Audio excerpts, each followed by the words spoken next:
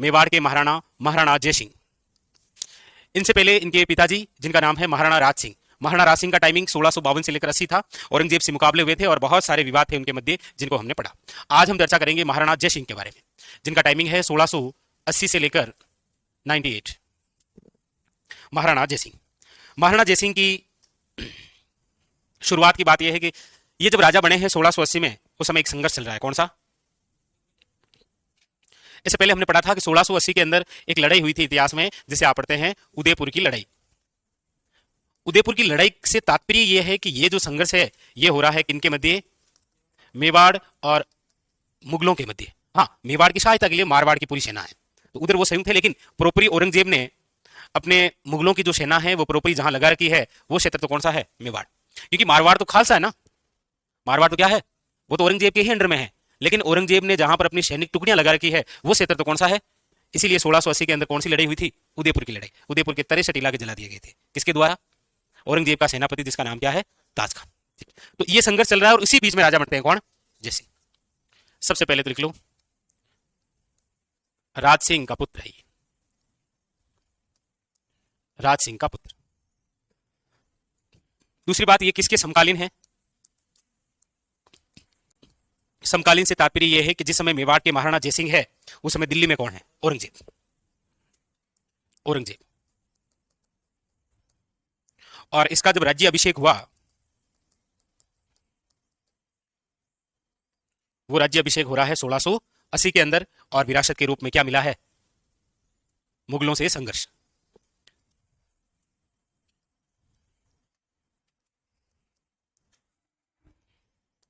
मेवाड़ मुगल संघर्ष। इसने भी वापस अपने पिताजी की तरह छवि को बरकरार रखा और 1 साल तक संघर्ष किया, बस पार पड़ी उन्हीं। फिर इसने मुलाकात की औरंगजेब के पुत्र से। औरंगजेब का पुत्र जिसका नाम है मुज्जम। मुज्जम से नजदीकियां बढ़ाई और मुज्जम को समझाया कि थंगा पापन के कहीं अगर ये जो सैनिक टुकड़ियां लगा रखी है इसको हटाओ यहां से, हम खौफ में हैं। इसीलिए मुज्जम के कारण औरंगजेब और जयसिंह के मध्य एक संधि होती है जिसे इतिहास में कहते हैं द्वितीय मुगल मेवाड़ संधि। प्रथम कब हुई थी? 5 फरवरी 1615, और दूसरी कब हो रही है? 24 जून 1681। द्वितीय मुगल मेवाड़ संधि। और द्वितीय मुगल मेवाड़ जो संधि है ये कब हो रही है? 24 जून 1681। किन किन के मध्य हुई है? तो याद रखिएगा, जयसिंह वे औरंगजेब। औरंगजेब ही तो है बादशाह। इसके तहत एक और शर्त है। शर्त यह है कि इससे पहले औरंगजेब जो है, यानी जयसिंह से पहले, जब इनके पिताजी राजा थे राज सिंह, उस समय मेवाड़ से एक कर वसूलना शुरू किया था जिसका नाम था जजिया कर। और जयसिंह से यह कहा गया इस संधि में, द्वितीय मुगल मेवाड़ संधि के तहत, कि आपको जो है वो जजिया कर देना है। तब जजिया कर के बदले 3 ठिकाने लिए गए थे, पुर, मांडल और बदनौर, जो किसको दे दिए? मुगलों को। ये लिख लिया, इसी में लिखना है इस संधि के तहत ही नीचे। जजिया कर के बदले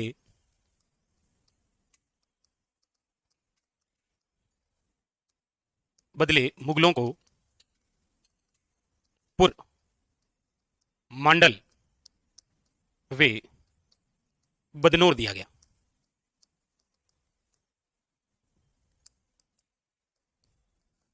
और ये तीनों ही स्थान भीलवाड़ा में। ठीक है, ठिकाने का मतलब तो समझते हो ना?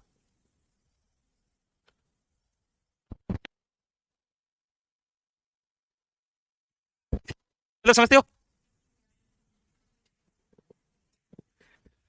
ठिकाना,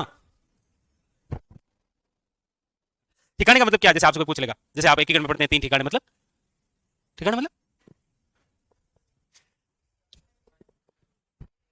सोचो, 1 मिनट आराम से, आंखें बंद करो, आंखें बंद करो, सोचो ठिकाना क्या होता है। क्या आपने अपने जीवन में एकीकरण के अलावा ये नाम कहीं और पढ़ा है? जीवन में कभी ऐसा अवसर आया है कि एकीकरण में अलावा ठिकाना बोलते हैं, या कहीं और लिखा हुआ पड़ा है? एकीकरण के अलावा कहीं और लिखा हुआ पड़ा है? सोचो। यस, गाड़ी के पीछे होता है। राजपूतों के जो गांव होते हैं ना, वो गांव नहीं कहते हैं, वो कहते हैं ठिकाना। हलाना ठिकाना, ठीक करके लिखते हैं ना, बिंदी।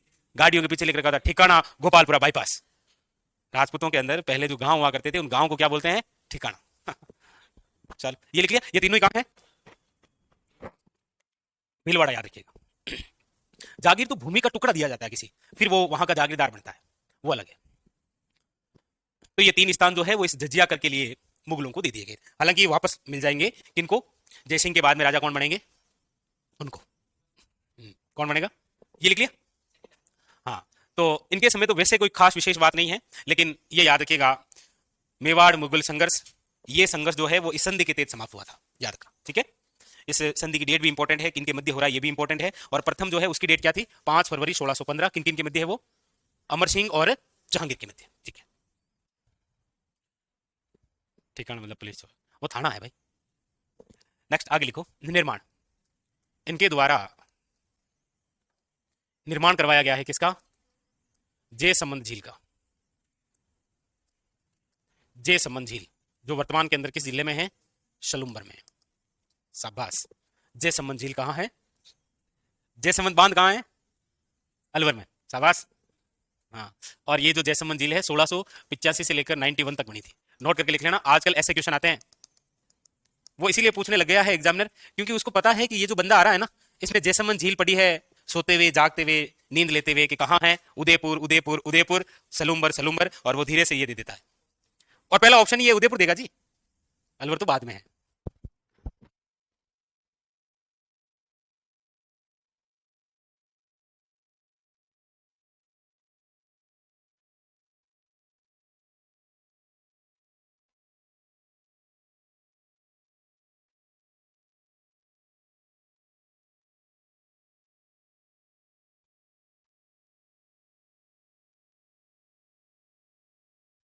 सच है, हकीकत है ये। कुछ क्वेश्चन जो इजी वाले होते हैं ना, वो इस चक्कर में गलत होते हैं, और इजी क्वेश्चन यदि आप गलत कर रहे हैं तो फिर लाखों से पीछे हो जाते हैं आप। तो ये थोड़ा सा याद रखें बस। जयसमंद झील के बारे में कुछ खास बात यदि आप बताना चाहें तो बता सकते हैं, आपकी इच्छा। जैसे कुछ जानते हैं,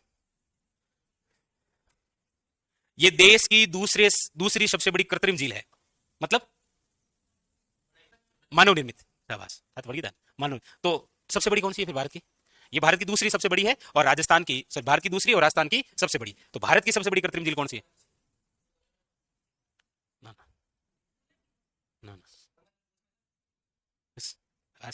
गोविंद सागर झील, हिमाचल प्रदेश, सतलज नदी पर, वो है भारत की, और ये है भारत की दूसरी सबसे बड़ी कृत्रिम झील। बस इनके बारे में इतनी सी बात है। महाराणा जयसिंह से यदि कोई क्वेश्चन आएगा तो इंपॉर्टेंट ये द्वितीय मुगल मेवाड़ संधि है, और एक ये संघर्ष जो समाप्त हो रहा है वो। बस अब हेडिंग लगाइए इनके पुत्र, और इनके पुत्र का नाम है, क्या नाम है, अमर सिंह सेकंड। अमर सिंह फर्स्ट का टाइमिंग क्या है,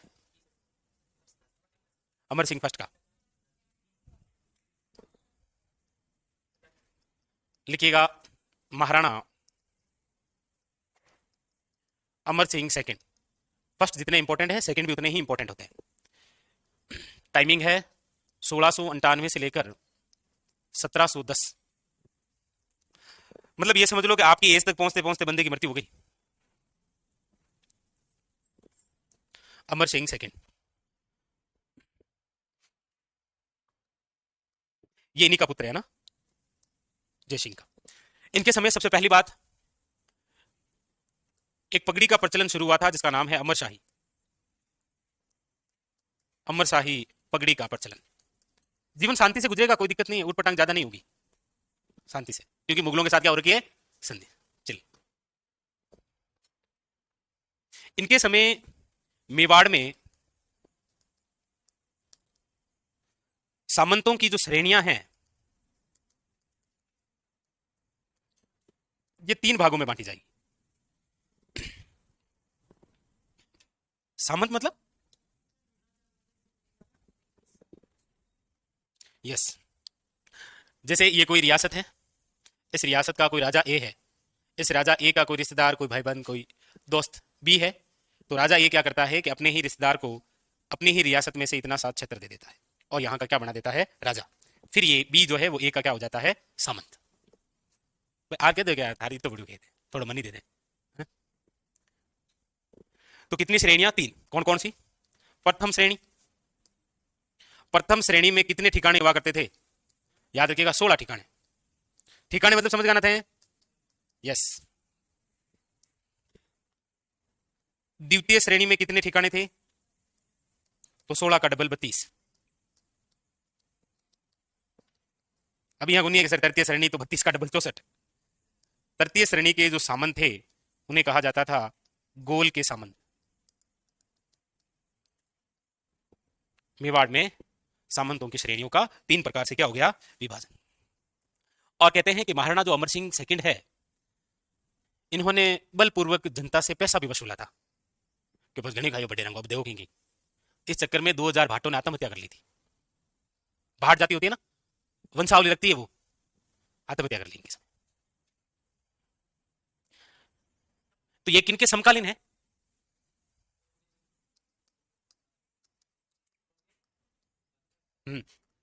ये औरंगजेब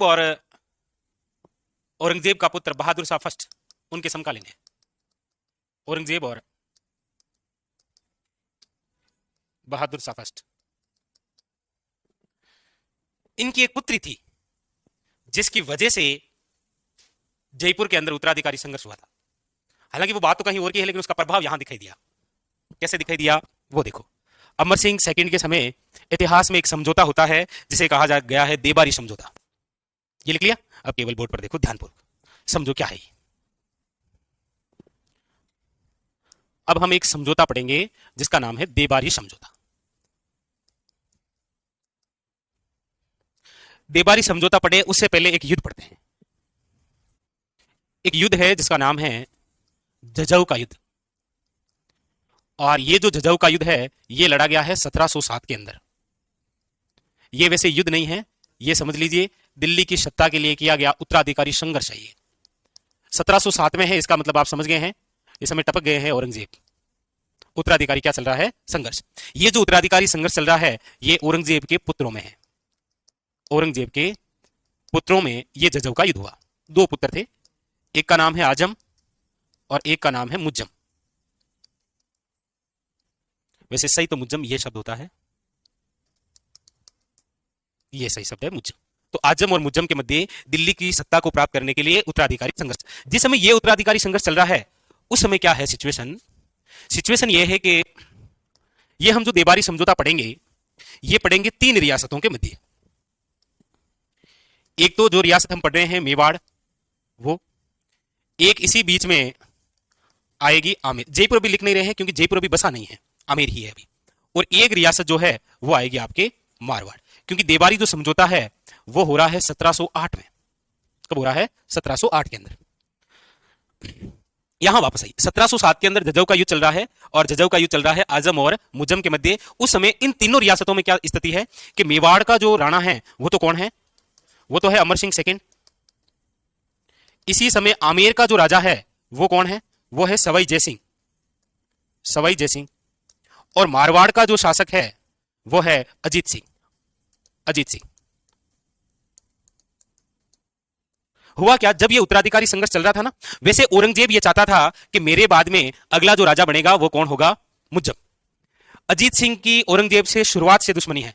जब से ये पैदा हुआ है ना तब से औरंगजेब दुश्मनी है, क्योंकि जन्म लेते औरंगजेब ने इसे दिल्ली की रूप सिंह राठौड़ हवेली में कैद किया था। तो शुरुआत से औरंगजेब जिसे राजा बनाना चाह रहा है, अजीत सिंह उसका विरोध कर रहा है। मतलब अजीत सिंह जिस खेमे में खड़ा है वो कौन है? आजम। आजम को कहा आजा। ऐसा ही सहयोग है इधर आमेर की ओर से। सवाई जयसिंह जिस खेमे में खड़ा है वो कौन सा है? आजम। मतलब आजम के साथ बातें चल रही है, बैठ के हो रही है किसी होटल में बैठा आदमी, जैसे विधानसभा चुनाव होते हैं वो अभी को तो पहन लिया, इनको पहन लिया, यह मामला चला। उधर से संघर्ष करते हुए जीत गया कौन? मुज्जम। और मुज्जम जैसे ही जीता अपना नया आधार कार्ड बनाया और अपना नाम क्या किया? बहादुर शाह फर्स्ट के नाम पर दिल्ली की गद्दी पर बैठ गया। जैसे ये गद्दी पर बैठा इधर से आदेश दे दिया कि आमेर में सवाई जयसिंह की जगह अगला जो राजा बनेगा वो इसका भाई होगा, जिसको अभी हम थोड़ी देर पहले कैद करके आए, आधे घंटे पहले। किसको कैद किया था? विजय सिंह को। यह आदेश जारी करता है कौन? बहादुर शाह फर्स्ट। उधर से आदेश जारी करता है कि मारवाड़ से भी किसको हटाया जाएगा? अजीत सिंह को। इसका मतलब उस झज्जर के युद्ध के उत्तराधिकारी संघर्ष के चक्कर में इन दोनों की गद्दी जाने वाली है। इसलिए ये दोनों बंदे मिलकर आते हैं किसके पास में?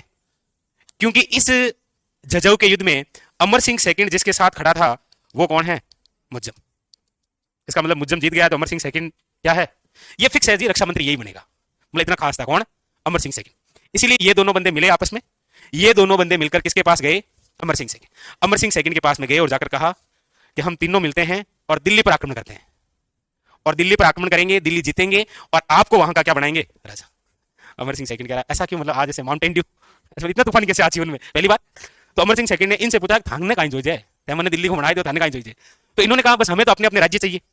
तो अमर सिंह सेकंड को तो पता ही था कि अमर सिंह सेकंड मुज्जम के पास में था, तो आजम के पास में, ये दोनों ही थे। तो अमर सिंह सेकंड ने कहा आप निश्चित रहो, आपको आपकी गद्दी वापस मिल जाएगी, लेकिन मेरी एक शर्त है। तो बोला बताओ शर्त क्या है। तो अमर सिंह सेकंड ने कहा मेरी एक पुत्री है। बोला अच्छी बात है, आपकी? बोला मेरी एक पुत्री है, उस पुत्री का नाम है चंद्रकंवर। ये बहुत बढ़िया, बहुत अच्छा नाम है। क्या नाम है? चंद्रकंवर। इस चंद्रकंवर का विवाह होगा किसके साथ? सवाई जयसिंह के साथ।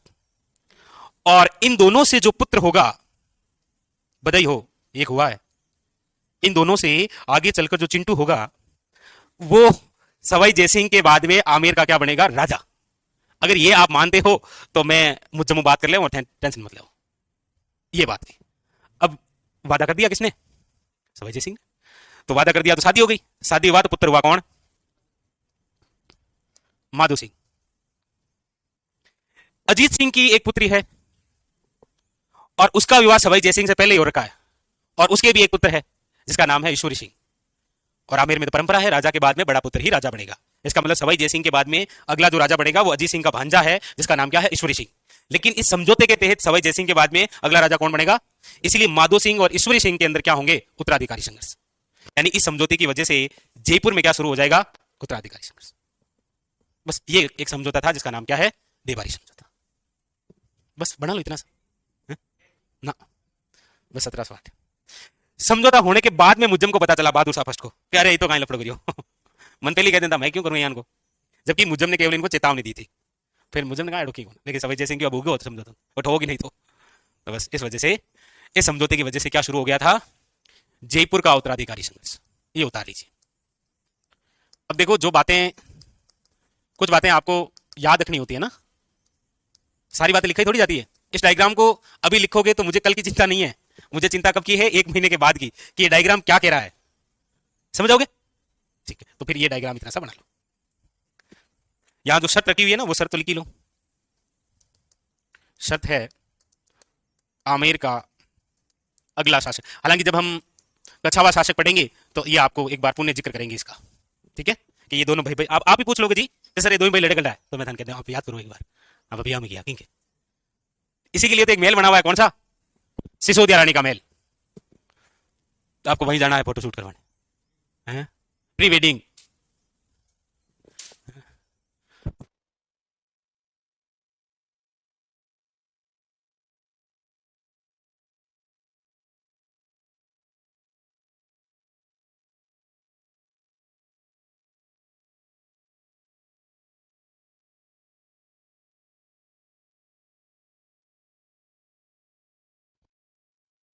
वो उधर वाला तो कोई जरूरी नहीं है, लेकिन देख लेना, आपको लगे कि नहीं, मतलब मामला ठीक लगे तो वो बड़ी देख लीजिए। बाकी आप एजुकेशन आए दे बारी समझौता।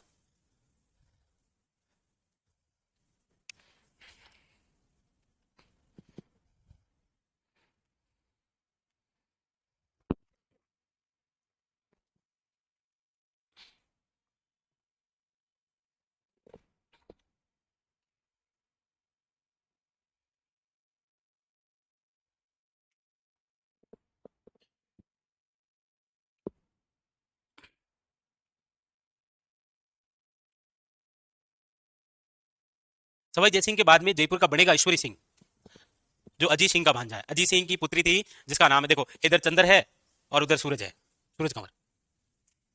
सूरज Kanwar wedding to Jaisingh into the, मतलब कौन निकला, सॉरी, मतलब कौन हुआ? सवाई जयसिंह और सूरज कंवर के तो कौन हुआ था? ईश्वरी सिंह। जयसिंह और चंद्र कंवर के कौन हुआ था? माधो सिंह। ये माधो सिंह 9 पासवानों के लिए एक जैसे नाहरगढ़ में 9 महल बनाए थे।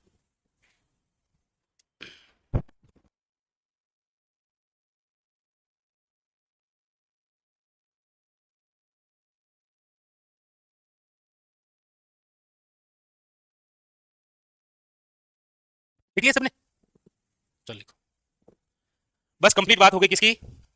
अमर सिंह सेकंड। और अमर सिंह सेकंड के बाद में अगले जो राजा बनते हैं उनका नाम है संग्राम सिंह सेकंड। अब आएंगे एक बार फिर सांगा टू। एक तो थे संग्राम सिंह फर्स्ट, यानी कि सांगा। सांगा का टाइमिंग क्या है? मतलब ऐसे 1509 से 28 तक याद हो तो लिख लिया। देबारी कहां है वैसे?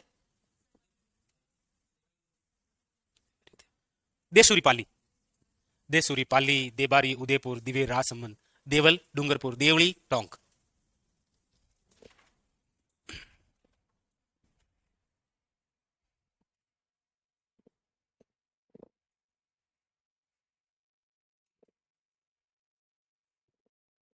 लिख लिया तो चलिए, क्या देखना है ये लो,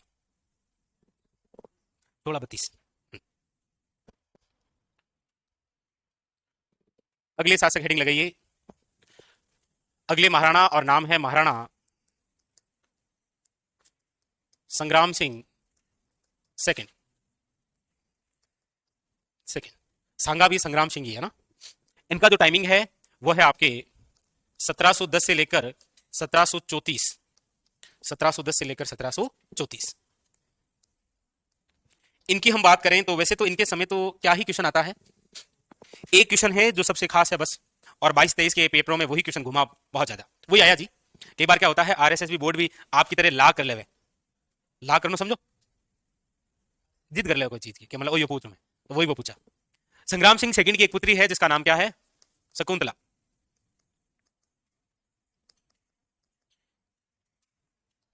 शकुंतला और उनकी सहेलियों के लिए एक बाड़ी बनी थी जिसका नाम क्या है, सहेलियों की बाड़ी।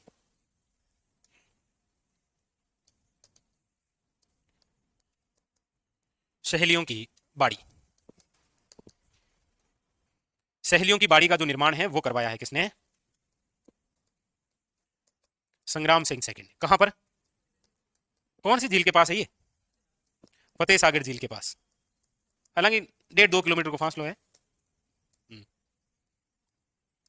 पार्क है जी एक तरह का। और सहेलियों का बाजार कहां है, वर्तमान में चूड़ी मार्केट है अजमेर। और 7 सहेलियों का मंदिर कहां है, ये क्वेश्चन आ रखा है, 7 सहेलियों का मंदिर झालरा पाटन। क्या खास बात क्या है उस मंदिर की, यस यस, क्या यस सर, 7 सहेलियों का जो मंदिर है ना झालरा पाटन झालावाड़, वहां पर भगवान सूर्य ने घुटने तक जूते पहने हुए हैं। आरएसएस भी बोर्ड पूछेगा, भगवान सूर्य ने घुटने तक जूते पहन रखे हैं, निम्न में से मूर्ति है, झालरा पाटन झालावाड़। अब क्या कर सकते हैं भाई, पूछ सकता है ना। तो ये सहेलियों की बाड़ी है, कई बार क्वेश्चन आया है। एक संग्राम सिंह सेकंड के समय प्रशस्ति लिखी गई है, हालांकि लिखी किसने है ये अज्ञात है। इनके समय एक प्रशस्ति लिखी गई है जिसका नाम है वेजनाथ प्रशस्ति।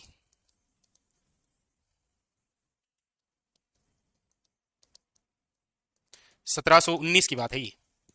इसके लेखक जो है वो अज्ञात है, और इतिहास में एक इनके द्वारा ऐसा कार्य किया गया जिसका अध्यक्ष भी इनको बनाया गया, लेकिन वो होने से पहले इनकी मृत्यु हो गई।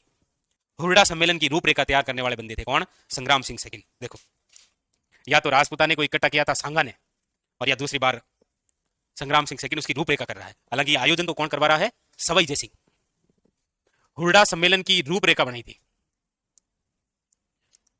हुरडा सम्मेलन की रूपरेखा तैयार की। अब ये हुरडा सम्मेलन क्या है, इसके लिए हमें पढ़ना पड़ेगा कच्छावा वंश, क्योंकि ये आयोजन जो करवा रहा है वो सवाई जयसिंह करवा रहा है मराठों के खिलाफ, इसलिए हमें कच्छावा में पढ़ेंगे। हुरडा सम्मेलन क्या है, हुरडा सम्मेलन, हुरडा स्थान है भीलवाड़ा में। यह सम्मेलन हो रहा है 17 जुलाई 1734 के अंदर। आसपास के जितने भी राजा हैं उन सबको बुलाया जा रहा है। रामपुरा स्थान कोटा में उसे चिन्हित किया जा रहा है, लेकिन यह हो कब रहा है, 17 जुलाई। 1 जुलाई को मानसून, 17 जुलाई को ज्यादा पानी, कोटा चंबल नदी के किनारे पानी का भराव, कोई नहीं आया बस। तो वो उस समय वहां लिखेंगे कौन आ रहा है, जैसे जयपुर से तो सवाई जयसिंह रहेंगे, मेवाड़ से इनके पुत्र रहेंगे संग्राम सिंह सेकंड के पुत्र जो पढ़ेंगे जगत सिंह सेकंड, और इधर नागौर से रहेगा आपके, देख लो 1734 की बात है। 1730 में घटना हुई है खेजड़ली बलिदान अभय सिंह के समय, तो अभय सिंह आ जाएगा, बीकानेर से जोरावर सिंह आ जाएगा, नागौर से भक्त सिंह आ जाएगा, ऐसे बहुत सारे आ जाए, तो वो उधर हम पढ़ेंगे खानवा की तरह। तो बस इनसे रिलेटेड 3 क्वेश्चन बनते हैं और कोई क्वेश्चन नहीं है। एक जो क्वेश्चन है वो दुर्गादास के समय उधर पढ़ेंगे, क्योंकि जैसे ही अजीत सिंह राजा बने थे ना, तो अजीत सिंह ने वीर दुर्गादास राठौर को बाहर निकाल दिया था, वो संग्राम सिंह सेकंड के समय आ जाते हैं। हालांकि वो आ तो अमर सिंह सेकंड के समय, लेकिन पूर्ण रूप से संग्राम सिंह सेकंड के समय वो मेवाड़ में रहते हैं और उनको 2 जागीर मिलती है, एक रामपुरा की और एक विजयपुर की। फिर उसके बाद में वो कहां चले जाते हैं, उज्जैन, फिर उनकी वहां मृत्यु, वो आगे की बात है। लिख लिया, बस ये 3 बातें। नेक्स्ट, अगले महाराणा, इनके पुत्र जिनका नाम है महाराणा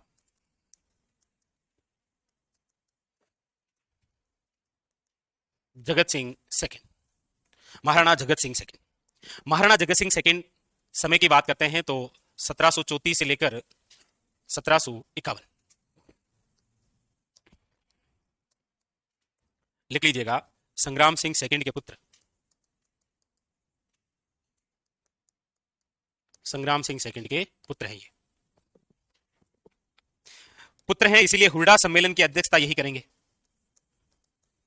हुरडा सम्मेलन रूपरेखा तैयार तो इनके पिता ने की थी और इन्होंने हुरडा सम्मेलन की क्या की थी, अध्यक्षता। इसी को लेकर तो विवाद हो गया था फिर। लेकिन इस हुरडा सम्मेलन को डिटेल से जहां हम पढ़ेंगे वो आपके कौन से हैं, कछावा शासक सवाई जयसिंह के समय। ठीक है। दूसरी बात यह है कि जगत सिंह सेकंड के समय मराठा सरदार जिसका नाम है पेशवा बाजीराव फर्स्ट, उन्होंने यहां से कर वसूला था और कर के रूप में 1.5 लाख रुपए लिए थे। तो आपको पूछा जाए मेवाड़ के किस महाराणा के समय पहली बार मराठा द्वारा कर वसूला गया था, जगत सिंह सेकंड के समय। जो मराठे थे ना वो 2 प्रकार के कर वसूला करते थे। कौन से?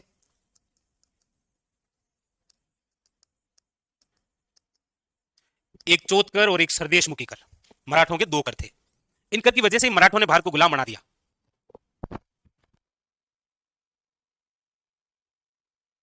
लेकिन शिवाजी जब तक मराठा है तब तक मराठा मराठा है जी, अलग लेवल का है। मराठा, मराठा शब्द का अर्थ क्या होता है? मराठा बना है लाठी से, लाठी का अर्थ होता है रथ खींचने वाले। तो मराठा अलग लेवल के थे। लेकिन शिवाजी तक, उसके बाद में मराठों ने जब से ये कर वसूलने शुरू किए थे, उससे क्या है कि जो छोटे छोटे प्रांत, जो क्षेत्र हुआ करते थे, वो अपने आप को ऐसा महसूस करने लगे। जैसे सपोज देन समझिए ये कोई राजा ए है, इसका एक छोटा सा स्थान है, मराठा डायरेक्ट इस राजा से मिलते और इस मराठा द्वारा इस राजा को एक बात कही जाती, आप चाहते हैं कि हम आप पर आक्रमण नहीं करें, इसके लिए आपको एक कर देना पड़ेगा जिसका नाम क्या है, चौथ कर। अब वो राजा कम कम आ तो गए, तो मैं करियो गई हूं, मैंने ऐसा क्या किया जो आप मेरे पर आक्रमण करोगे? तो उन्होंने कहा नहीं, मैं तो करा। तो अब ये राजा ऐसी कोई एजेंसी ढूंढ रहा है जो इनको इन मराठों से बचाए। तो ये राजा चुपचाप गया किसके पास में?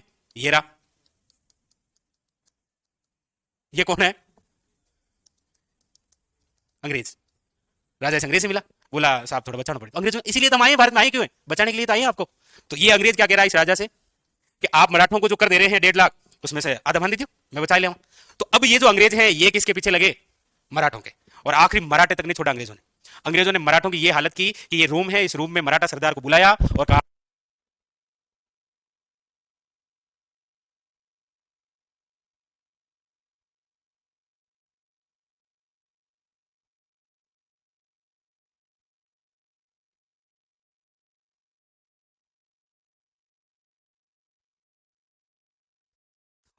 तो मराठे ये कहा करते थे किसी रियासत को कि आप चाहते हैं हम आप पर आक्रमण नहीं करें तो कर दो हमें। और मराठा पढ़ते ही है, छापेमार पद्धति में सबसे निपुण थे ये। मराठों के पतन की वजह भी वही है, क्योंकि ये 1 मिनट में इकट्ठे नहीं हुआ करते थे, ये 1 मिनट में बिखर जाया करते थे। जैसे युद्ध समाप्त हुआ, युद्ध समाप्त होने के बाद में ये अपने अपने स्थान पर चले जाते। जैसे संतोष है तो ये चला गया आपके गुजर की थड़ी, भाई साहब त्रिवेणी चौरा, सूरो की रेलवे स्टेशन। अब युद्ध अचानक हो गया तो ये तीनों एक साथ में इकट्ठा थोड़ी हो सकते, तब तक वो आक्रमणकारी इनको मार के चला जाएगा। इनके पतन की वजह भी यही थी। और ये जब अटैक करते तो अचानक से आकर अटैक करते किसी पर। 2 जना आया, 2 जना आया इधर से। वो अजय देव की एक मूवी है तानाजी, उसमें वो दिखाई गई है गुरिल्ला पद्धति। तो ये जो चौथ कर है पहली बार वो किसके समय वसूला गया था? आवाज गायब हो गई। नहीं आवाज अंग्रेज के बाद में गायब हो गई थी ना, तो अंग्रेज आने के बाद वैसे गायब हो गई। तो ये कर वसूला था। तो अच्छा क्वेश्चन बनता है यहां से। इंडियन हिस्ट्री का भी मौका पड़ेगा तो आपको बताएंगे क्या थे ये। तो यहां पर एक बात लिख लीजिए कि महाराणा जगत सिंह सेकंड की हम बात करते हैं तो लिखिएगा मराठा द्वारा सर्वप्रथम, हाँ मराठों द्वारा सर्वप्रथम कर वसूला गया। हालांकि राजस्थान रियासत के अंदर मराठों का पहली बार आगमन कहां से हुआ था? बूंदी से। बूंदी की एक राजकुमारी थी जिसने बुलाया था मराठों को, कहा था इधर आओ। तो फिर वो बूंदी में आए तो देखा अरे यहाँ तो 19 रियासत है, चलो लूटते हैं। वहीं से आगमन शुरू हुआ था। फिर मराठों को पता चला था अच्छा ये राजपूताना है, चलो। तो फिर बस वहां से सिलसिला शुरू हुआ जो यहां तक आ गया था। आपके बूंदी से शुरू हुआ, सोचो, और कहां तक पहुंचे वो? जयपुर तक। और सर्वाधिक मराठों के आक्रमण यहीं हुए। तो मराठों द्वारा सर्वप्रथम कर वसूला गया था किसके समय? जगत सिंह सेकंड के समय। बस यदि कोई क्वेश्चन आएगा तो ये खास है, इंपॉर्टेंट, जो सबसे यूनिक क्वेश्चन है। इसके अलावा जगत सिंह सेकंड द्वारा पिछोला झील के अंदर एक निर्माण करवाया गया था। कौन सा निर्माण? वो है आपके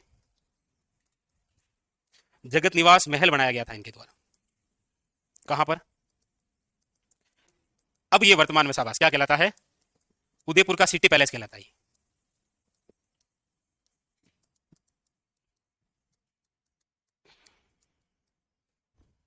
ये उदयपुर का सिटी पैलेस है, इसका मतलब पिछोला झील में बना है, मतलब लोग आते जाते हैं यहाँ, समझ बात है, आएंगे जाएंगे।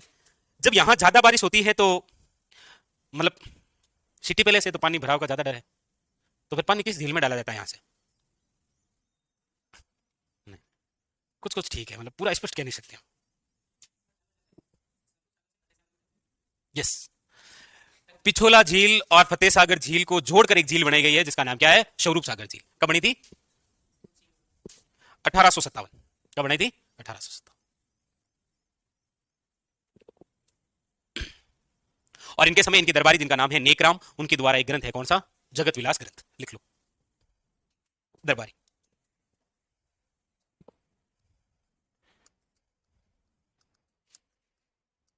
नेकराम, इसके द्वारा एक ग्रंथ लिखा गया है जिसका नाम है जगत विलास ग्रंथ। बस कंप्लीट। अब इसके बाद में शासक कमजोर। कमजोर का मतलब अब नहीं पढ़ेंगे, क्योंकि इनके बाद भी जो राजा बनते हैं वो कौन है? कौन बनते हैं? नहीं, वैसे ऐसे को याद रखने का जरूरी नहीं है, आता भी नहीं है ना, पढ़ाएंगे भी तो नहीं ना। अब इनके बाद में जो बनेंगे वो बनेंगे आपके प्रताप सिंह सेकंड। पढ़ा है कभी आपने मेवाड़ में? क्योंकि प्रताप सिंह महाराणा प्रताप ही हुए हैं, सेकंड का कोई रोल नहीं है। तो प्रताप सिंह सेकंड का जो टाइमिंग रहेगा वो 1751 से लेकर 54 है, लेकिन कोई जानकारी नहीं मिलती इतिहास में। प्रताप सिंह सेकंड के बाद में अगले जो राजा बनते हैं वो बनते हैं राज सिंह सेकंड, लेकिन इतिहास के अंदर उनका भी कोई उल्लेख नहीं है, क्योंकि राज सिंह जो हुए हैं वो राज सिंह वही हैं, औरंगजेब से मुकाबला करने वाले। तो उनका जो टाइमिंग रहा है वो 63 तक रहा है।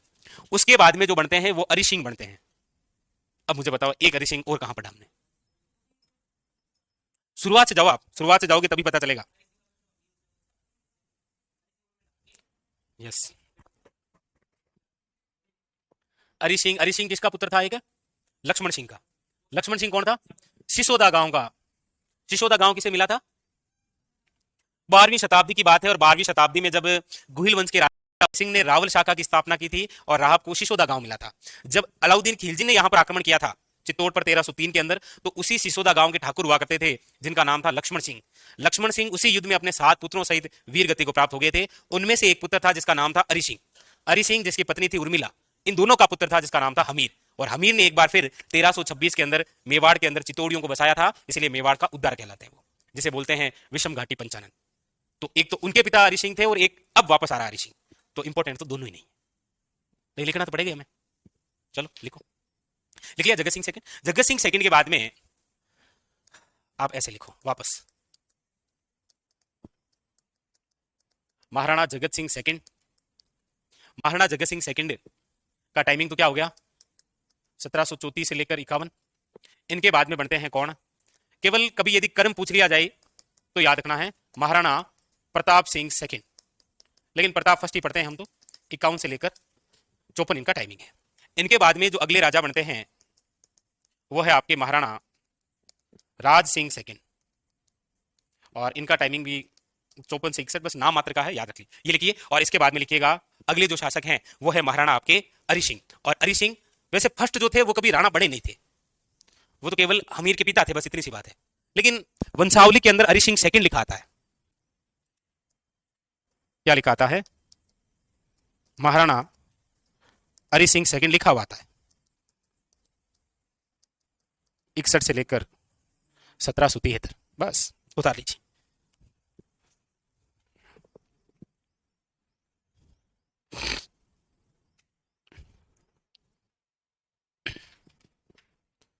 कौन सा पीछे रह गया भाई?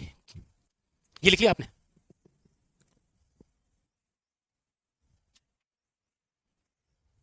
हाँ, सैम सिंह प्रथम शासक जिसने रावल की उपाधि धारण की थी।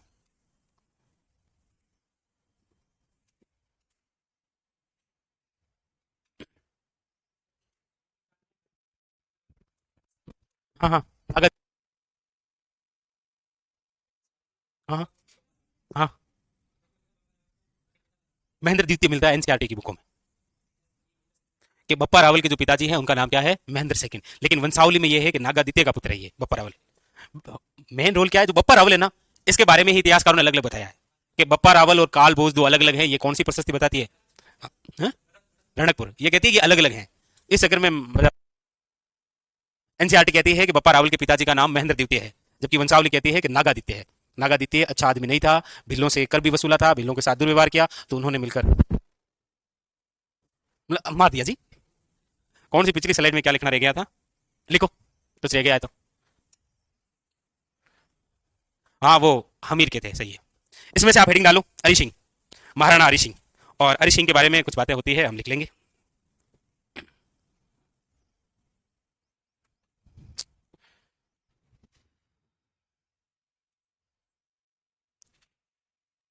हरि सिंह, हाँ, ए से अनार, लिख लिया। अब तो लिख लिया ना आपने। इस स्लाइड में कुछ ये बाकी था क्या, नेकराम वाला, ये आप देख लेना। तो ये जगत निवास महल है। इससे पहले जग मंदिर पड़ गए हैं, जगदीश मंदिर पड़ गए हैं, उनमें थोड़ा ध्यान रखना। एक बार ये क्या है, कंफ्यूज हो जाता है इधर से। ये सेकंड है। अच्छा, इस सेकंड की एक बात और भी है, हालांकि वो यहां नहीं तो कल्चर में लिखते हैं हम। क्या बात है, जगत सिंह सेकंड द्वारा ख्वाजा मोइनुद्दीन चिश्ती की दरगाह के निर्माण में 4 गांव दिए गए थे। जैसे 18 गांव अकबर ने दिए थे व्यवस्था के लिए। जगह है तो लिख लो, वरना कोई दिक्कत नहीं, उधर लिख लेंगे। जगह तो होगी थोड़ी बहुत, तो जुगाड़ कर लेंगे ना। करो करो जुगाड़ करो, जुगाड़ करने में थे माई रोमन है, कर कटो कर कटो। मतलब जगह है तो ख्वाजा मोइनुद्दीन चिश्ती के दरगाह निर्माण में 4 गांव दिए गए। क्या है कि चर्चा का विषय बना हुआ है ना, अभी पता ही होगा आपको। ऐसे ध्यान रखते हैं क्या आप, चर्चा का विषय क्यों बना हुआ है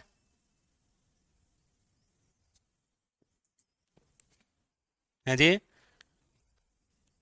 सुनो, कुछ कुछ कुछ कुछ है मामला है कि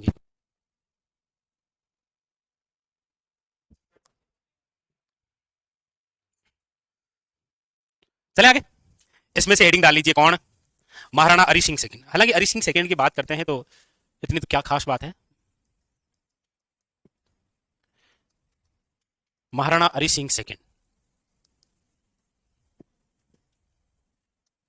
1761 से लेकर 73। इन्होंने क्या किया था कि 2 ठिकानों के ठिकानेदार की हत्या की थी हरि सिंह सेकंड ने। एक तो इन्होंने बागोर के नातू सिंह और सलूम्बर के जोध सिंह, इन दोनों की क्या की थी, दोनों की हत्या करवा दी। ये अपने अपने ठिकाने के प्रमुख हुआ करते थे, बागोर के नातू सिंह और सलूम्बर के जोध सिंह। इन दोनों की हत्या करवाने के बाद में हरि सिंह सेकंड की जो है वो नजदीकियां बढ़ने लगी थी मराठों के साथ, इसलिए बूंदी के शासक ने इसकी हत्या कर दी हरि सिंह की। कोई खास बात नहीं, बस। इसका पुत्र है हरि सिंह का, जिसका नाम है हमीर, और ये हमीर कौन सा है, सेकंड, जो इसके बाद में क्या बनता है, मेवाड़ का शासक। लेकिन हमीर फर्स्ट इंपॉर्टेंट है, सेकंड नहीं है, इसलिए इनके बारे में कोई जानकारी भी नहीं है। बस इतनी सी है कि ये बंदा शासक जरूर बना है 1773 से लेकर 1778 तक, बस इतनी सी बात है, और कोई बात नहीं। उतारो बस। अब हमीर सेकंड के बाद में अगला जो राजा बनेगा, हाँ, अगला जो राजा है वो बनेगा कौन, भीम सिंह सिसोदिया। एंट्री होगी कर्नल जेम्स टोड की। टोडी आई, हाँ हाँ, कृष्णा कुमारी विवाद होगा, काफी सारी बातें होगी।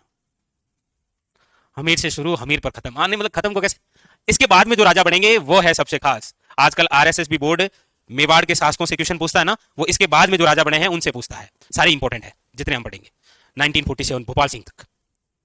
लिखिए, अब हेडिंग डाल दीजिए, भीम सिंह सिसोदिया।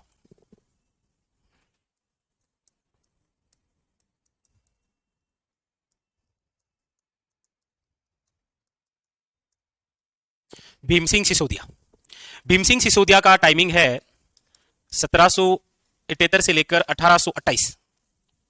लीजिए 1828। 1708 में कौन सी घटना है, देबारी समझौता। 1807 में कौन सी घटना है, कृष्णा कुमारी विवाद। ये बंदा अल्प आयु में राजा बना था, जब आयु 10 वर्ष थी ना तभी ये राजा बन गए थे। अब क्या है, अंग्रेजों का इंटरफेयर शुरू हो गया जी। अंग्रेजों का इंटरफेयर शुरू होने का मतलब है युद्ध नहीं होंगे, राजा कौन बनेगा ये अंग्रेज डिसाइड करने लगे। अंग्रेज चाहते थे कि राजा के बाद में उसका सबसे छोटा पुत्र राजा बने, क्योंकि जितो छोटो बो हुई भी तो प्रशासन अंग्रेज चला पाएंगे। राम सिंह सेकंड 3 साल के थे तब राजा बन गए थे, गद्दी पर बैठा दियो और कन्ने खड़ो को जॉन लुडलो कि ओ लुडे गए, मैं तो जॉन लुडलो हूं। हालांकि उन्होंने अच्छे कार्य किए समाज सुधार के। चलो इनके समय की बात शुरू करते हैं। शुरुआत होती है इनके पुत्री से। इनकी एक पुत्री है और इनकी पुत्री का नाम है कृष्णा कुमारी। एग्जाम ने पूछ रखा है कृष्णा कुमारी निम्न में से कहां की राजकुमारी थी? उदयपुर की। पांच राजकुमारी। उदयपुर की राजकुमारी कृष्णा कुमारी, जैसलमेर की राजकुमारी उमा दे, कौन थी? किशनगढ़ की राजकुमारी चारुमती, लोदरवा की राजकुमारी मुमल और मेवाड़ की राजकुमारी चंद्रकुमार। तो कृष्णा कुमारी लिखो, उदयपुर की राजकुमारी।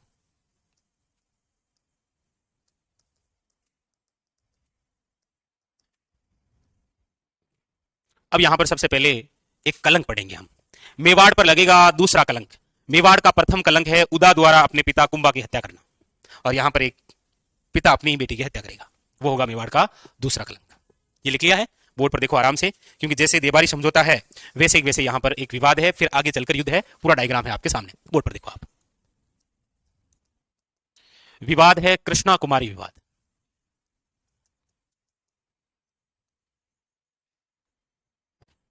कृष्णा कुमारी विवाद। यह विवाद शुरू होता है 1807 के अंदर और 1810 के अंदर जहर दे देंगे। ये कृष्णा कुमारी जो विवाद है ये 3 रियासतों में है। 3 रियासतें। एक तो रियासत है मेवाड़, एक रियासत है मारवाड़ और एक रियासत है अमेर। देखो हम मेवाड़ पढ़ रहे हैं लेकिन हम कहीं भी बीकानेर को टच नहीं कर रहे हैं। बीकानेर का अलग श्वेक चल रहा है। जैसे मेवाड़ का विरोध मुगलों से रहा है ना, बीकानेर के शासकों के उतने ही अच्छे संबंध अंग्रेजों से है, तो बैंक ओपन अनुदान है अटकी रोल में तो, हाँ? इसलिए उनको कभी शामिल कर ही नहीं रहे हैं, उनका अलग ही चल रहा है। उनके सिक्के चल रहे हैं जिस पर महारानी विक्टोरिया का हंसता हुआ चेहरा है और एक तरफ बीकानेर के शासक का नाम। क्या बोलते हैं उसको, सिक्के को क्या बोलते हैं? Victoria empire. विक्टोरिया एम्पायर नामक सिक्के कौन सी रियासत में थे? बीकानेर। अब देखो इन 3 रियासतों के मध्य जिस समय, अच्छा आमेर क्यों? 1807 है ना, अब तो आप जयपुर बस गया है, जयपुर लिख सकते हैं, अब तो यहां जयपुर आ जाएगा। जिस समय हम 1807 की बात कर रहे हैं कृष्णा कुमारी विवाद की, उस समय मेवाड़ के जो शासक हैं उनका नाम तो क्या है? भीम सिंह सिसोदिया। इसी समय मारवाड़ के शासक कौन है? तो भीम सिंह राठौड़। और इसी समय जयपुर के शासक कौन है? सवाई जगत सिंह सेकेंड। सवाई जगत सिंह सेकेंड। हुआ क्या था? हुआ यह कि भीम सिंह सिसोदिया की जो पुत्री है जिसके नाम पर यह विवाद छिड़ा हुआ है, उसका नाम क्या है? कृष्णा कुमारी। और इसी कृष्णा कुमारी की सगाई जो है वो किसके साथ हुई? अच्छी बात है, उसमें क्या है, सगाई हो गई। विवाह से पहले भीम सिंह राठौड़ की मृत्यु हो गई। चाल दरिया। विवाह से पहले मृत्यु, खाली बात सगाई थी जी, टीको को दियो खाली। विवाह से पहले मृत्यु। भीम सिंह राठौड़ के बाद में मारवाड़ का अगला शासक बना इसका भाई। इसका जो भाई है वो क्या बना? अगला शासक। और वो सूरो है, क्योंकि इतिहास में जिसे सन्यासी राजा कहा गया है ना, वो इसी के भाई हैं जिनका नाम क्या है? मान सिंह राठौड़। मान सिंह राठौड़ ने वैसे अपने जीवन में कभी सोचा नहीं था कि ये राजा बनेगा। हालांकि भीम सिंह राठौड़ को ऐसा कभी शक हुआ था कि ओ भाई है तो खतरनाक, वो कर तो सके, क्योंकि मान सिंह राठौड़ थोड़ा सन्यासी की तरफ ज्यादा था, मतलब हो सके कोई कालो जादू कर देगा कोई। इसीलिए भीम सिंह राठौड़ ने शुरू में ही अपने भाई मान सिंह राठौड़ को राजा बनने के बाद में जालोर किले में कैद कर दिया था। क्या यहीं पे लीन काम करो, जालोर किले। वहां पर घूमते घूमते एक बंदा आया था जिसका नाम था आयस देवनाथ। उसने देखकर हाथों देकर कहा था, बेटा हाँ तो मैंने तो बहुत करता है, तो लगता है कि तुम मारवाड़ का राजा बनेगा। क्या बनेगा? तो उन्होंने कहा था यदि ऐसा हो गया तो मैं आपको गुरु बना लूंगा और मेरे दरबार में आपका अलग ही रहेगा। इसलिए आप पढ़ते भी हैं कि मान सिंह राठौड़ के समय मारवाड़ में नाथ संप्रदाय का प्रचलन ज्यादा है, इसीलिए नाथ संप्रदाय की जो प्रमुख पीठ है महामंदिर 84 खंभों का मंदिर, वो बनाया भी किसने है? सिंह राठौड़। तो सगाई हुई लेकिन शादियों पहले चालता रहा, तो इंग बाद में इंगा भाई जगह है राजा बन गया। तो इन्हें भी करना पड़ी। इसने क्या किया कि इनको बिना पता चले साइड से इस कृष्णा कुमारी की साइड से किसके साथ वापस सगाई कर दी? जगत सिंह सेकंड के साथ, ठाकुर पढ़ दी। कुछ दिनों के बाद मान सिंह राठौड़ को पता लग गया भाई राजा बना है, मतलब पुरानी फाइलें देगी, तो पुरानी फाइलें देगी इनको, मतलब और भी देगी, तो पता चला अच्छा इसकी सगी होने वाली, सगी हुई शादी का तो पता चला कि शादी जिसके साथ होने वाली थी अब उसकी पुण्य सगाई हो गई है किसके साथ? अंग्रेजों ने जगत सिंह सेकंड को समझाया था कहना है ये रास्ते बर्बादी क्यों हो रहा है, क्योंकि जगत सिंह इतिहास का वे राजा है जिसने अंग्रेजों के साथ दोनों प्रकार की संधियां कर रखी है। कौन कौन सी? आप 1857 क्रांति जब पढ़ते हैं तो दो प्रकार की संधियां पढ़ते हैं, एक तो पढ़ते हैं लॉर्ड वेलेजली की सहायक संधियां और एक पढ़ते हैं आप किसकी? लॉर्ड हेस्टिंग्स की आश्रित पार्थक्य अधीनस्थ नीति की संधियां। अब जैसे आपको पूछा जाए कि राजस्थान की पहली रियासत जिसने अंग्रेजों के साथ सहायक संधि की, इसका आंसर क्या होगा? इसका आंसर क्या होगा? तो भरतपुर होगा। जबकि अंग्रेजों के साथ प्रथम आश्रित पार्थक्य अधीनस्थ की संधि करने वाली पहली रियासत करौली है। दो अलग अलग संधियां हैं, एक स्वर संधि है एक व्यंजन संधि है, दो अलग अलग है। तो ये वो बंदा है जो दोनों संधियां की। तो अंग्रेजों ने समझाया था कि नहीं नहीं मैडम की नहीं। वैसे भी रानियों की कौन सी कमी थी? जगत सिंह सेकंड। जगत सिंह सेकंड का नाम सुना होगा, जयपुर का बदनाम शासक है ये। इसकी एक पासवान थी जिसका नाम था रस कपूर, वो आई, फिर जगत सिंह ने ध्यान ही नहीं दिया जयपुर में क्या हो रहा है कि ओ चालन दो। फिर यहाँ के जो सरदार थे ना उन्होंने वहीं पर उसकी हत्या कर दी, जो भी आगे तो समझाया था, लेकिन ओके ठीक है कहीं है रस कपूर और सही दो चार। तो सगाई होगी। सगाई होने के बाद में मानसिंह राठौड़ ने भीम सिंह सिसोदिया से शिकायत की कि मतलब ये थोड़ी होता है, एक बार यदि नाता जोड़ दिया है तो फिर तोड़ कैसे सकते हैं आप? भाई क्यों है पूरा राठौड़ वंश खत्म थोड़ी, अभी हम जिंदा हैं, मैं भाई जिंदा हूं ना। तो नाता यदि जोड़ गया है, वो नाता यदि किसी और के साथ जोड़ेगा तो ये तो हमारा अपमान हुआ ना। तो भीम सिंह सिसोदिया ने कहा भाई मने ठाकुर थे देख लो थांगी साहब, थे मतलब आपस में दो बेटर बात कर लियो। तो मान सिंह राठौड़ ने कहा बात नहीं होगी, अब तो तलवारें चलेगी। और इन दोनों के मध्य इसी कृष्णा कुमारी को लेकर एक युद्ध लड़ा गया जिसका नाम क्या है? गिगोली का युद्ध या गिंगोली का युद्ध। और यह युद्ध कब हुआ है? 1807 के अंदर। गिगोली कहां है? परबतसर में। परबतसर नागौर वर्तमान डीडवाना कुचामण में आता है। यहां इन दोनों के मध्य युद्ध हुआ। जब ये दोनों लड़ रहे थे तब मेवाड़ में एक बंदा जिसका नाम क्या है? अमीर खां पिंडारी, एक है अजीत सिंह चुंडावत। इस अमीर खां पिंडारी ने भीम सिंह सिसोदिया को समझाया कि बेटे का बाप यहाँ कहीं करे तो हम तो यहाँ मतलब बेटी थारी है लेकिन लड़े दूर यार की करी नहीं रही हो यहाँ, मतलब की तो समझा।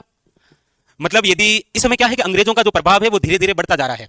जब संधियां हुई थी ना तो हम आगे पढ़ेंगे, तो संधियों में कुछ कंडीशन थी। राजाओं ने अंग्रेजों को ये कहा था हम संधि तो कर रहे हैं लेकिन मांगा जगह पर्सनल काम है ना, मैं हस्तक्षेप नहीं कर सको। मतलब मैं किसी से मिलने जा रहा हूँ या कोई 2 लाख भेज दिया कि आ जाओ देखो ये पर्सनल काम है भाई, इसमें आप हस्तक्षेप नहीं करेंगे। लेकिन धीरे धीरे अंग्रेजों ने पर्सनल यानी हस्तक्षेप करने शुरू कर दिए थे। राजा के बाद में कौन सा राजा बनेगा ये डिसाइड करने लगे थे, इसलिए तो राजा भी खड़े हुए थे अंग्रेजों के खिलाफ। तो इस समय अमीर खां पिंडारी जो है ये भीम सिंह सिसोदिया को समझाता है कि आपकी बेटी की वजह से ये दो बड़ी रियासतें आपस में संघर्ष कर रही है और यदि दोनों रियासतों में से एक भी रियासत के नुकसान हुआ तो वो पूरा नुकसान राजपूताना भुगतेगा। तो भीम सिंह सिसोदिया भोला आदमी पूछो क्यों, कहीं करूं तो खत्म। अमीर खां पिंडारी के कहने पर भीम सिंह सिसोदिया ने अपनी ही पुत्री को जहर देकर मार दिया। इतिहास में मेवाड़ का दूसरा कलंक है ये।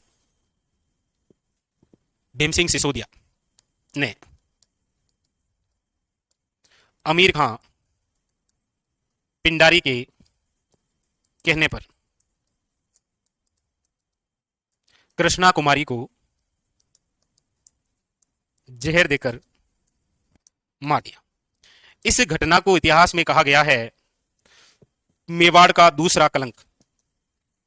और मेवाड़ का प्रथम कलंक कौन सा है? उद्दा द्वारा अपने पिता कुंभा की हत्या करना। यह मेवाड़ का हुआ दूसरा कलंक। ओ मामलो है उतार कृष्णा कुमारी विवाद और जहर देकर मार दिया। यह बात कब की है? 1810 की। और तो ठीक है कि निबड़ गया, नहीं तो दोनों रियासतें 4-5 युद्ध करती और। हाँ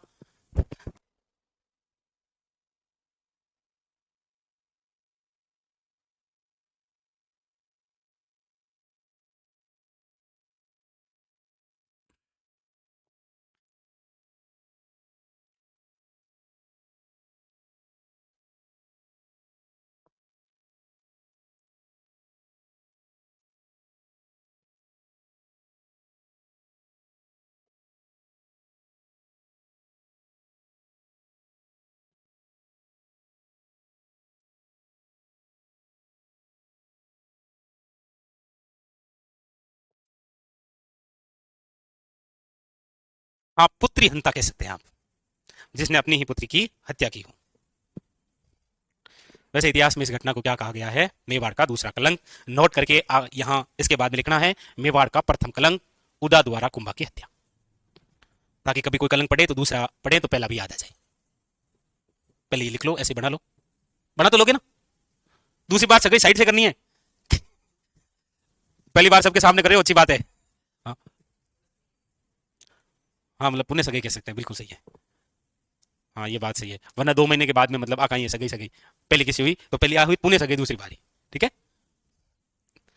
वरना कंफ्यूज रहेगा ना, 1 महीने के बाद की सगई हुई किसी पहली सगई तो 2 है।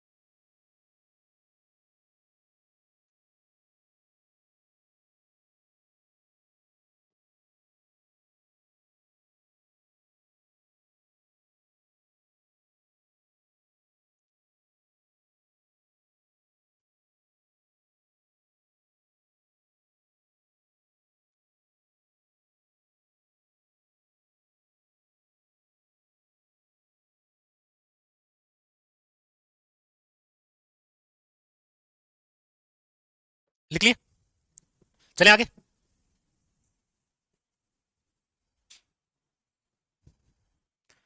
तो भीम सिंह सिसोदिया के समय की कुछ और विशेष बातें पढ़ लेते हैं, ये तो विवाद है तो अच्छा क्वेश्चन बनता है, कई बार पूछा गया है। हालांकि वो आरएसएस बोर्ड इस नाम की धांस कैसे मिलता है पता है, वो घिगोली कभी नहीं पूछता है, वो क्या पूछता है पता है,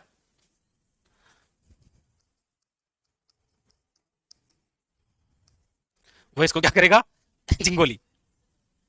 तो समझ लेना ये झिंगोली ही घिंगोली है, ठीक है, सिंगोली मत समझ लेना। सिंगोली का युद्ध तो किन किन के मध्य हुआ है, सिंगोली, बहुत प्रसिद्ध क्वेश्चन है वो भी तो। आप कोई जरूरी नहीं, याद आ रही हो तो ठीक है, नहीं तो कोई जरूरी नहीं, लोड मतलब दिमाग में लोड नहीं लेना, बिल्कुल आराम चिल मारो आराम से।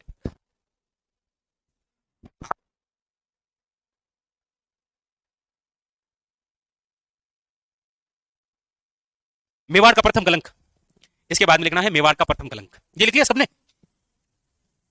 आखिर में लिख देता हूं, लिख लो, नोट करके लिखना था आपको ये। हाँ वो महाकाल बताओ थे सिंगोली किन के मध्य हुआ है, मतलब ऐसे जैन में आ रहा है तो याद आ रहा होगा आपको, मतलब ऐसे आ रहा है तो मैंने नोट बना। मेवाड़ का प्रथम कलंक क्या है, उदा द्वारा कुंभा की हत्या, उतारो बिल्को, बधाई हो, सिंगोली भी हुई गिंगोली भी हुई, लेकिन आएगी जिंदोली झिंगोली। चलिए अब हम भीम सिंह सिसोदिया के समय की कुछ और खास बातें पढ़ लेते हैं। देखो इनके समय 1806, यस 1810 और जनवरी 1818, तीन खास बातें हैं। 1806 के अंदर मेवाड़ के राजा जब हुआ करते थे भीम सिंह सिसोदिया, तब कर्नल जेम्स टोड आए थे मांडलगढ़ भीलवाड़ा अपने गुरु से मिलने, जिनका नाम क्या है, यति ज्ञानचंद से।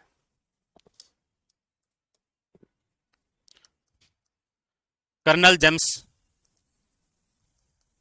टोड का सर्वप्रथम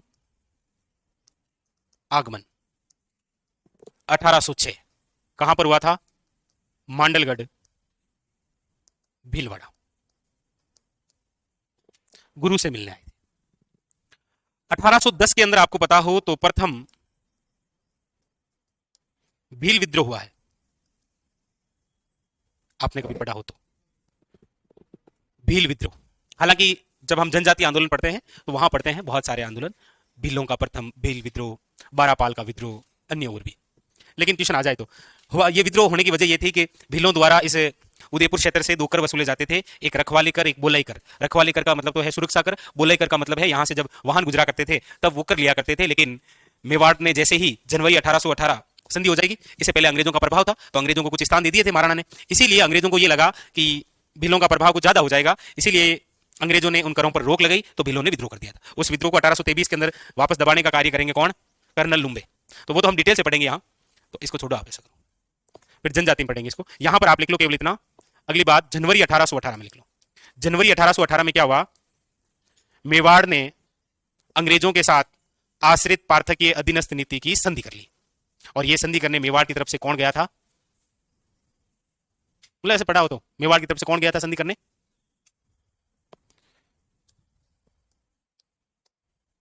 ये जो जा रहे हैं ना संधि करने प्रतिनिधित्व, जैसे प्रथम मुगल मेवाड़ संधि में मेवाड़ का प्रतिनिधित्व करने कौन जा रहा है प्रतिनिधि के रूप में?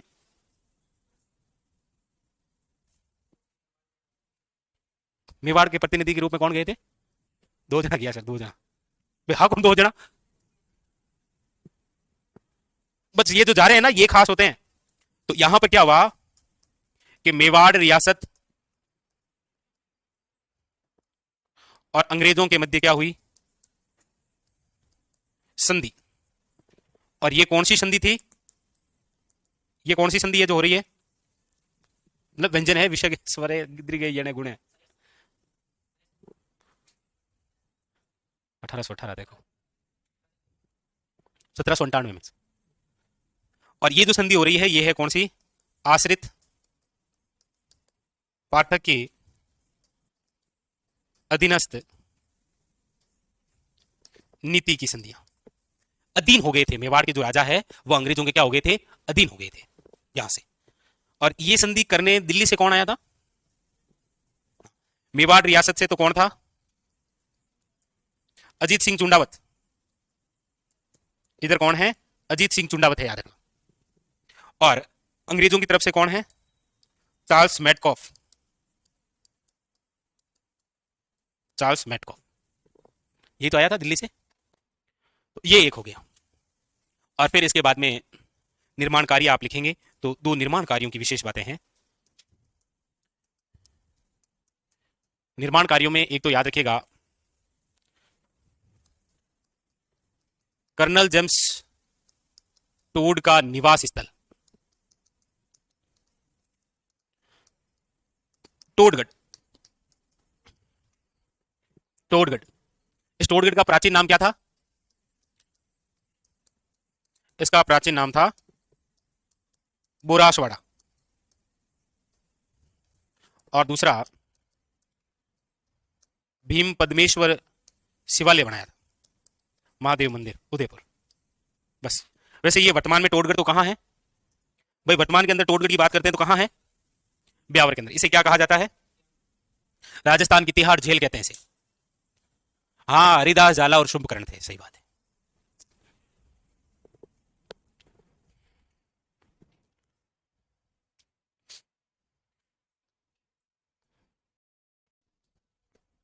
लिख लिया? हेडिंग लगाइए महाराणा जवान सिंह। लीजिए, महाराणा जवान सिंह। महाराणा जवान सिंह की बात करते हैं तो टाइमिंग है 1828 से लेकर 1838। अंग्रेजों से नजदीकियां बढ़ चुकी है और इनके समय भारत के सबसे बड़े अधिकारी अजमेर आए हैं। क्या नाम है उनका? बस। वो अंग्रेज यहां आया है, उसके साथ में घूमने गए हैं महाराणा कहां? माउंट आबू। पहली बार मेवाड़ का महाराणा जो माउंट आबू गए थे। अभी तो नाम क्या है? जवान सिंह। जवान ही जाते हैं जी वहां। माउंट आबू में कौन जाते हैं? जवान। बूढ़ो जार करी महाराणा जवान सिंह। इनके समय महाराणाओं का माउंट आबू जाना प्रचलन शुरू हुआ था। तो इनके समय दो विशेष, एक तो यह है कि लॉर्ड विलियम बेंटिक अजमेर आए थे। 1832 में आए थे ना, अजमेर दरबार लगा था। लॉर्ड विलियम बेंटिक का आगमन। तो इधर अजमेर दरबार में आए तो इधर भी आ गए। बोला चलो लॉर्ड विलियम बेंटिक। कौन है ये लॉर्ड विलियम बेंटिक? कौन है ये? अब ये मत की जो थे अंग्रेज है, वो तो है क्या ये?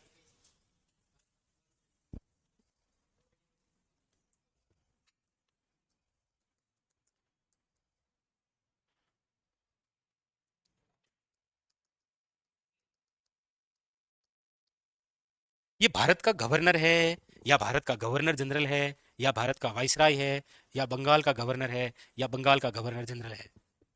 क्योंकि ये लग तो 1832 में रहा है दरबार।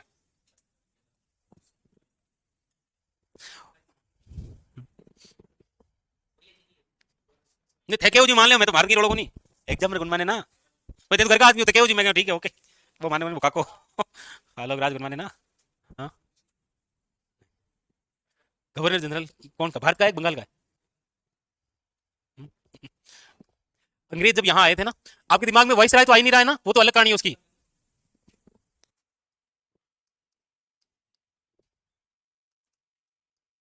1600, 1857, 1857, 1947, ये जो टाइमिंग है ना, ये तो अधिकार का है। ये तो स्पष्ट अंग्रेजों का क्या है, अधिकार है। यहाँ कोई व्यापार नहीं करना, यहाँ पर शासन चलाया था, और वो भी किसने चलाया था, विक्टोरिया ने। तो भारत की जो महारानी है वो कौन थी, तभी तो पढ़ते हैं भारत की महारानी, नहीं तो आज कहां करे। 1857 से लेकर 1947 तक महारानी विक्टोरिया का साम्राज्य चला था भारत में। इसीलिए रानी तो बेटी है कहां पर, ये तो लंदन में थी। इसका प्रतिनिधि जो भारत में हुआ करता था, जिसे आप बोलते हैं उपराजा, उसे बोलते हैं फारसी भाषा के अंदर क्या, वायसराय। तो ये तो बना है 1857 क्रांति के बाद। पढ़ते हैं 1857 क्रांति का परिणाम क्या हुआ। परिणाम ये हुआ कि अंग्रेजों की जो व्यापार करने की नीति थी वो किसमें बदल गई, अधिकार करने में। और इससे पहले 57 से पहले भारत का सबसे बड़ा जो अंग्रेज अधिकारी हुआ करता था वो कौन था, गवर्नर जनरल। लेकिन ये गवर्नर जनरल बना कब है, कौन से अधिनियम के तहत, अलग अलग अधिनियम आए थे, कौन से अधिनियम के तहत बात है ये बात है 1833 के समय की। कब बना, 1833। मतलब ये आ रहा है इस समय, ये कौन है, ये बंगाल का गवर्नर जनरल है। उसके बाद में भारत का गवर्नर जनरल, पहले केवल बंगाल का गवर्नर बना था। क्या बना था, बंगाल का गवर्नर, जिसका नाम क्या है, रॉबर्ट क्लाइवे, याद करो रॉबर्ट क्लाइवे। फिर बना था बंगाल का गवर्नर जनरल। तो आप आगे काम की जाता है, ये काम की बात है 1857 क्रांति के समय की। तो ये आया है कौन, लॉर्ड विलियम बेंटिक, जो इस समय भारत का सबसे बड़ा अंग्रेज अधिकारी है, बंगाल का गवर्नर जनरल। ये आया। दूसरी इनके समय की बात देखो, 1838 तक टाइमिंग है। 1837 के अंदर एक टुकड़ी का गठन होता है जिसका नाम है मेवाड़ भील कोर्फ सैनिक टुकड़ी। अंग्रेजों ने महाराणा को समझाया कि बड़ा आदमी भी एक सैनिक टुकड़ी रखो, घड़ी पर काम आएगी। कौन सी, मेवाड़ भील कोर। इसी का नाम बदल देंगे अगले महाराणा, और क्या बनेगी, मेवाड़ भील कोर। जितने भी आप मानगढ़ पहाड़ी का हत्याकांड देखेंगे, नीमड़ा हत्याकांड देखेंगे, वहां पर जो गोलियां चलाएगी वो कौन सी सैनिक टुकड़ी होगी, मेवाड़ भील कोर। लेकिन क्वेश्चन दोनों पूछ रखे हैं। पूछा गया मेवाड़ भील कोर का गठन कब हुआ, 1837 में। लेकिन मेवाड़ भील कोर कब बनेगी, 1841 में। और अगले महाराणा कौन है, सॉरी हाँ, इसके बाद में अगले महाराणा सरदार सिंह, सरदार सिंह बनेगी। ये लिखो बस, दो बातें और कोई बात। अगले महाराणा बनेंगे सरदार सिंह। हाँ बंगाल के जी, बंगाल के। तो 37 के अंदर बनी है, याद रखना कौन सी, मेवाड़ भील कोर्फ। पूछ रखा है वहां 41 नहीं करना है, मेवाड़ भील कोर बनेगी 41 में, इसी का नाम बदलकर। मुख्यालय कहां इसका, खेरवाड़ा। वर्तमान में राजस्थान पुलिस का ट्रेनिंग सेंटर है वहां, खेरवाड़ा उदयपुर है ना, बस स्टैंड के पास। सही है, लिख लिया। अगला लिखिएगा, अगले महाराणा, महाराणा सरदार सिंह।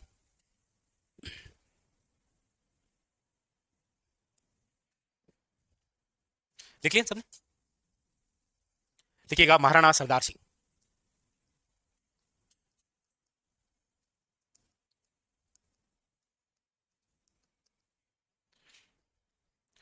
अठारह से लेकर 1842, और इनके समय की एक विशेष बात है, और वो है 1841 के अंदर किसका गठन हुआ था, बस नाम बदला गया जी उसका, मेवाड़ भील कोर का गठन। तो कोर आए तो याद रखना 1841 है, मेवाड़ भील कोर आए तो 1837 है का गठन। और इसका जो मुख्यालय है वो कहां पर है, हेडक्वार्टर वही है खेरवाड़ा, खेरवाड़ा उदयपुर। हाँ, एक क्वेश्चन जो कभी नहीं बना है वो ये है कि मेवाड़ भील कोर का गठन किस अंग्रेज अधिकारी के कहने पर किया गया था। वो क्योंकि हाँ ठीक है, हम ठीक है, किसने कहा था, तो याद रखना अंग्रेज अधिकारी, हाँ कुछ नाम आ तो रहा है, आउटरम, यस, अंग्रेज अधिकारी आउटरम के कहने पर। और ये बंदा ही ऐसा था जी, खुरापाती आउटरम। इस आउटरम के कहने पर ही तो हड़पा गया था किसे, भारत के अंदर। आउटरम के कहने पर ही भारत में किसको हड़पा गया था, अवध को। पढ़ते हैं ऐसा।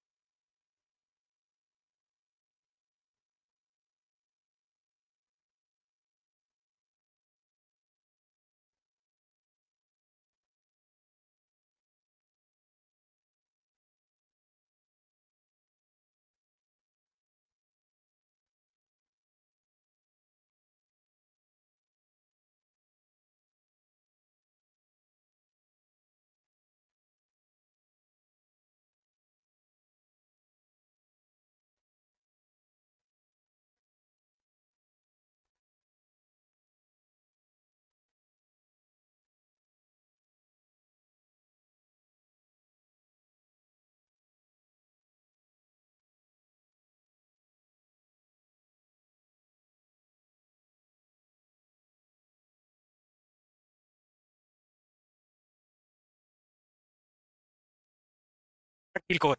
जब भी मेवाड़ में कोई घटना होगी, गोलियां चलाने कौन जाएगी? और इसके साथ में जाएगा एक अंग्रेज अधिकारी। बता सकते हैं मानगढ़ पहाड़ी में जब गोलियां चली थी तो मेवाड़ भील कौर के साथ में कौन सा अंग्रेज अधिकारी गया था?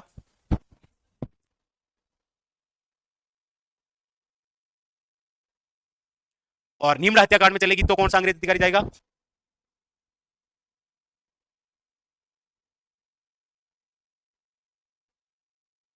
क्योंकि इसके अंदर जितने भी सैनिक हैं वो सारे यहीं के तो है।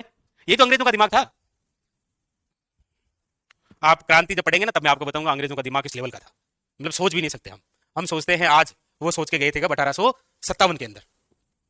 तो ये हो गए आपके महाराणा सरदार सिंह। अब जो अगले राजा बनेंगे उनके समय क्रांति भी है, लेकिन बस अंग्रेजों का शासन है। अगले है महाराणा स्वरूप सिंह। हेडिंग लगाइए, महाराणा स्वरूप सिंह।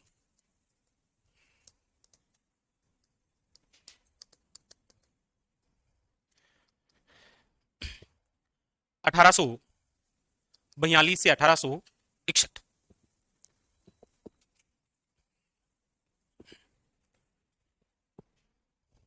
और इससे पहले कौन थे? सरदार सिंह। सरदार सिंह से केवल एक क्वेश्चन आएगा, मेवाड़ भील कौर। और जवान सिंह से यदि क्वेश्चन आएगा तो कौन सा आएगा? मेवाड़ भील कौर। बाकी का कल पढ़ेंगे। कल तो वैसे आपके संडे है, छुट्टी। ठीक है, इतना प्यारा शब्द है छुट्टी। और आप में से किसका एग्जाम है क्या कल? और ऑनलाइन वालों के भी यदि कोई एग्जाम है तो कल आराम से एग्जाम दीजिए। ठीक है, हाँ। बुरा जब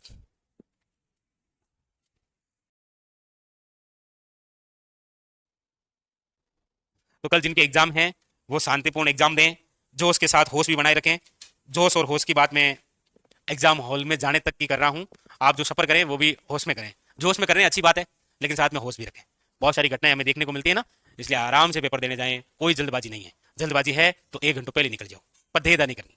क्योंकि यहाँ पर सब आदमी, इंसान जो है वो स्वार्थी है। आने लागे लो थांगे कोई हेल्प करे लो, कोई नहीं करे लो। सब क्या है, ये दुनिया स्वार्थी से भरी हुई है। आऊं तो वो ठोकर जावे लो, उठावे लोगों नहीं। आ ध्यान रख लीजिए। इसलिए खुद की सुरक्षा खुद के हाथ में है। दूसरी बात, एग्जाम हॉल में बैठे हैं तो आपने कितनी तैयारी की है, 6 महीने तक पढ़ा है, वो पूरा पूरा ज्ञान आपको केवल 3 घंटे में अपने आंखों के सामने लाना है। क्या क्या पढ़ा है फटाफट। तो जब क्वेश्चन पढ़े तो जोश में नहीं आए। जोश को मतलब है कि क्वेश्चन से पढ़ना शुरू करो ना, आधु पढ़ो जितांगे, आधी नजर ऑप्शन में जानते रहे और थान लगे हाँ सही है श्यामल दास है, पर थपड़े वो तीरतार भाव नहीं है।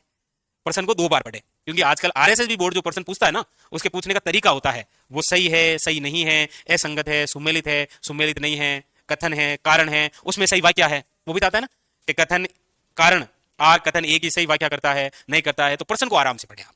और बस बाकी जगह पढ़ियो फुल है। जितनी आपकी तैयारी है उतनी शानदार है। और बहुत सबसे पहली बात, घबराना नहीं है पेपर देख नहीं। और तुक्का मारने वाली बात है जो काम करना है, ताकि मेहनत करी है तो इतना काम आए। नेगेटिव मार्किंग फुल है, इसलिए जो आ रहे हैं वही करें। हालांकि बाकी ज्ञान था यूट्यूब पर मिल जाए, गूगल पर खाली इतना ही तो कहना है पशु परिचर में कैसे तुक्का मारे, 40 वीडियो था सामने आ जाए, थान बढ़िया लगे। तो वो मतलब ऐसे ही है जी। मतलब जिनमें आपको 50% लग रहा है, लगे कि नहीं एग्जाम में आवे ना जनावे, माइंड फ्रेश होता है, वो निर्भर करता है आपके। बाकी देखो नेगेटिव मार्किंग में तुक्का कौन चले, तुक्का चालता तो चाल जाता कर दी। तुक्का चलते हैं जब यहाँ क्लास में टेस्ट लेते हैं ना, तब एग्जाम हॉल में कौन चले। बट तुक्का यही कौन चले क्योंकि पेपर बनाने वाला आजकल आरएसएस बोर्ड पेपर ऐसे डिसाइड करके बैठता है कि चारों ही ऑप्शन है, चारों ही लगे, आवे जो आवे नहीं आवे जो चारों ही लगे, तो कहीं तुक्को मार। तो ऐसा करेंगे। माइनस मार्किंग बहुत गहरी चीज होती है, इनसे बेहतरीन कोई नहीं समझ सकता।